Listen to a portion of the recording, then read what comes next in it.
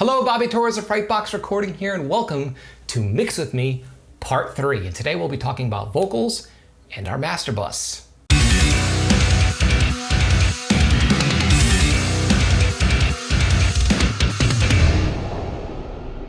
So before we begin, I just want to remind you that you could download these exact same multi-tracks for absolutely free. There's a link below in this video's description. Download the multi-tracks, load them into your DAW, and mix along with me.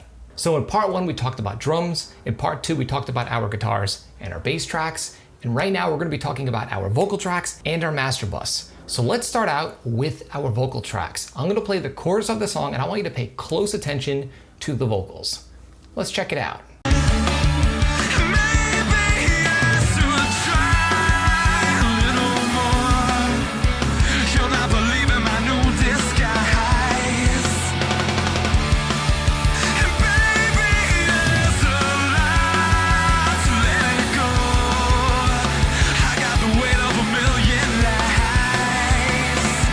Okay, so I'm really happy with the new version of the vocal mix. Now, if you remember from that original video last week, I mentioned to you that the singer wanted me to go for an old school Glassjaw sound, pretty much the sound that they had on the very first Glassjaw album that I believe was produced by Ross Robinson. Now, back at that time, Ross Robinson was using a lot of analog gear, and I'm pretty sure he was even recording onto analog tape. So let's think about this. The vocalist on that record was probably recording through some form of transformer-based preamp onto a tape machine, mixed through an analog console, and then the final mix down was probably bounced back down to tape.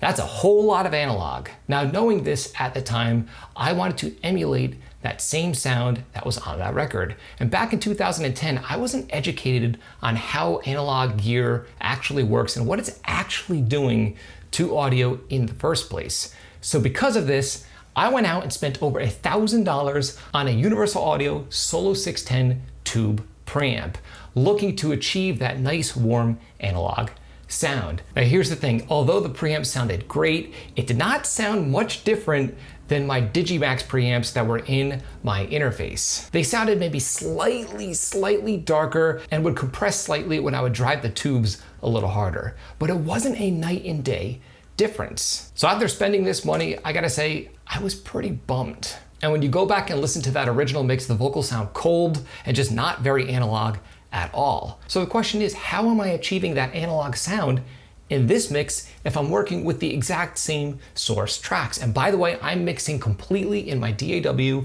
no analog gear, only using plugins.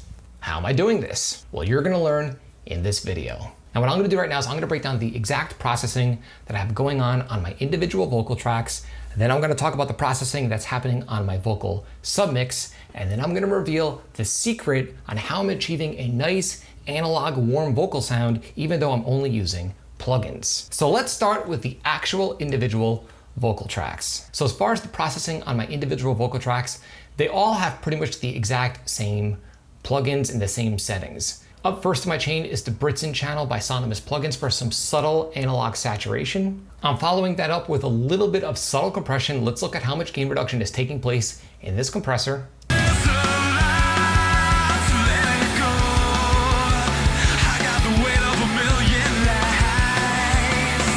So about 6 dB of gain reduction with a very low ratio. Then I have an EQ rolling off all frequencies below 170 Hertz and notching out some mid-range because he's using a handheld mic that was very similar to an SM58. No condenser mic here. Now after that, we have a second compressor and a limiter. And let's look at how much gain reduction is taking place within these two plugins.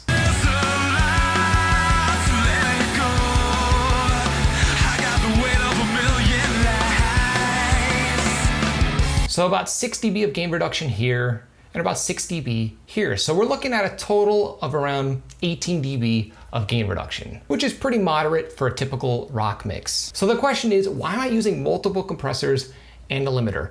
And the answer is really simple. When you stack compressors like this, the end result is a lot more transparent and you don't notice the compression as much versus using only one compressor and trying to achieve the same amount of gain reduction with only that one plugin. I do this a lot on most of my vocal mixes. And finally, after the limiter, I have a de-esser just to catch some of the sibilances on the vocal tracks. Nothing extreme at all. Now, the only thing out of the norm as far as the vocal tracks, the only alternate setting that I'm using is on the vocal double, I have a mono to stereo delay that's delaying one side by 25 milliseconds. Pretty much what this is doing is taking a mono source, the mono vocal double, and splitting it off to the sides and having one side delayed again by 25 milliseconds. What this does is creates a hole in the middle of the stereo field and makes the vocal sound very wide during the chorus. And because the main vocal is still panned into center without any delay or anything like that, you end up with this nice wide vocal sound that doesn't sound too much like a deliberate effect. So moving right along, let's look at the effects that are on my actual vocal submix. The very first plugin that I have is just an analog style EQ by Synth plugins. I felt that the vocals were still a little too boxy and a little too dark, so I wanted to brighten them up without getting caught up in numbers. So I wanted sort of an analog feel and workflow when I was applying these broad stroke EQ moves to my vocal submix. And again, this is affecting all of my vocal tracks. So I'm cutting some of the low end below 100 Hertz with a low shell filter, cutting a little bit of lower mids at around 700, 800 Hertz, and boosting a little bit of top end with a high shell filter at 8K. And after that, I have a second de-esser.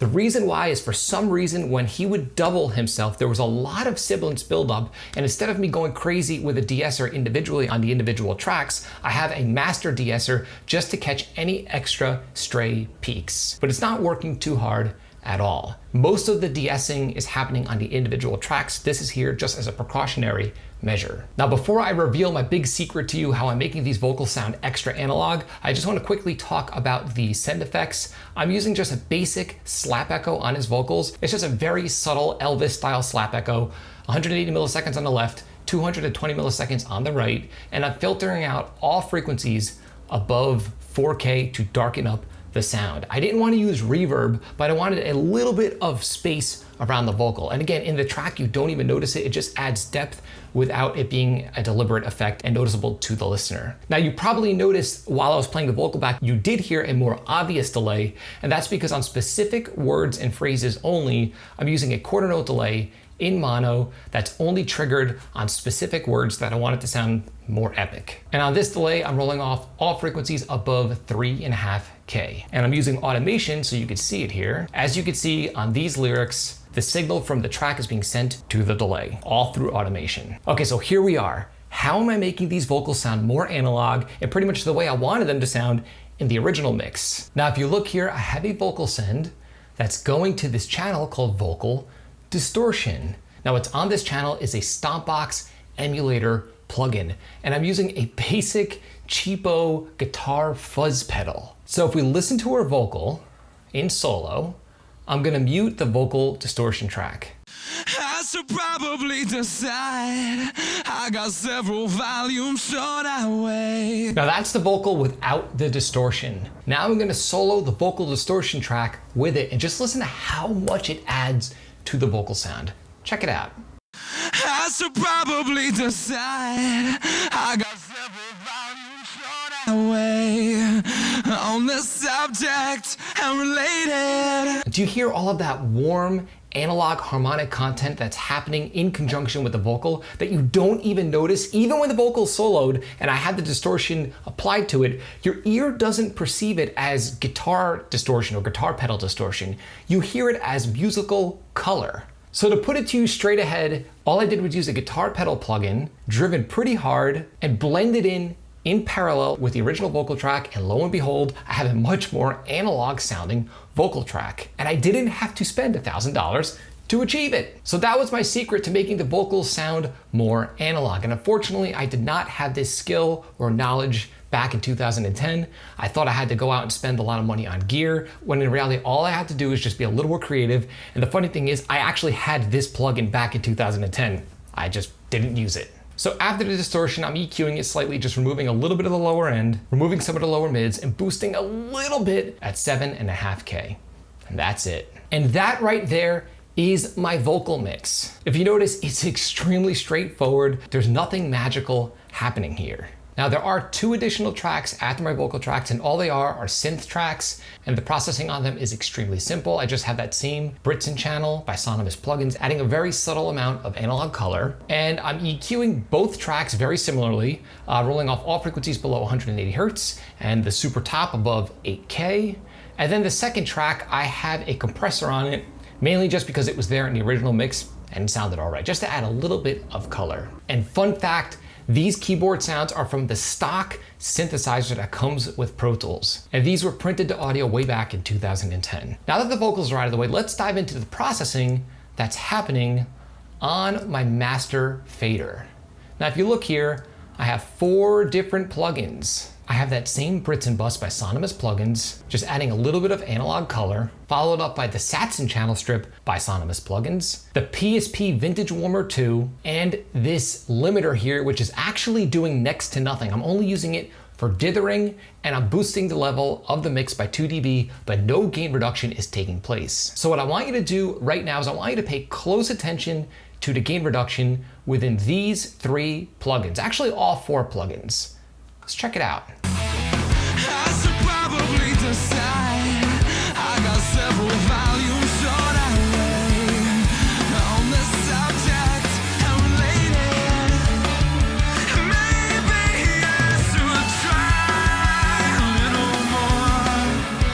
You'll not believe in my new disguise. So the Britson bus is peaking at around 0 dB, but here's the thing, this 0 dB is 0 dB analog, which is way quieter than 0 dB digital. So this plugin is not being clipped digitally at all. It's just there to add a little bit of extra harmonic content. Then if you were paying attention to my bus compressor, it was sitting at around 2 to 3 dB of consistent gain reduction. And I also have some very subtle EQ in this plugin as well. I'm just pulling out 1 dB at around 500 Hertz. Now, if you notice, I had to actually click on the knob to see the exact frequency that I was cutting. And that's why sometimes I like to use analog style plugins like this. Not only do they simplify my workflow because I don't get caught up in numbers, but they sometimes save time because they impart a nice pleasing character without me having to use a third party or a second and third harmonic saturator. And I've been really getting into Synth plugins. I think they're awesome at making these types of plugins. And if you're interested in checking these out or maybe picking one up, I have a discount code for 10% off any of their plugins on their website. There's a link below in this video's description. And full disclosure, it is an affiliate link. So if you do pick up one of these plugins, you'll be helping to support me and the channel. So then finally, after the compressor and the EQ, I have about a dB of gain reduction taking place in the PSP Vintage Warmer 2. Now the Vintage Warmer 2 is sort of like a tape saturator. It kind of acts like a very soft clipper. And as you can see, it's doing very little. But much like with my drum bus that you learned about in the first video in this series, I prefer to keep all of my processing on the master bus very, very subtle and to stack it up over the course of multiple processors. This really helps emulate an analog workflow because we have to remember in the analog domain, there are a lot of stages of gain that are happening that build up to that nice warm analog sound. And this is sort of emulating that approach within my DAW. It's not that digital is not as good as analog, you just have to understand exactly how to make it sound close to analog by emulating what analog does. And I just want to say this song is unmastered right now, but before I go and master the song, what I would do is completely bypass the limiter because I don't need it. It's only there to dither the track if I want to export it and send it to the band. And also it helps make the track sit a little louder and a little closer to commercial level, even though the track isn't mastered yet. So there you have it. If you watch part 1, 2, and 3 of this video series, you've learned all of the steps that I've taken to mix this song. Okay, so before we go, I just want to let you know that this coming Monday, I'll be opening the doors to the Frightbox Mix Crypt community.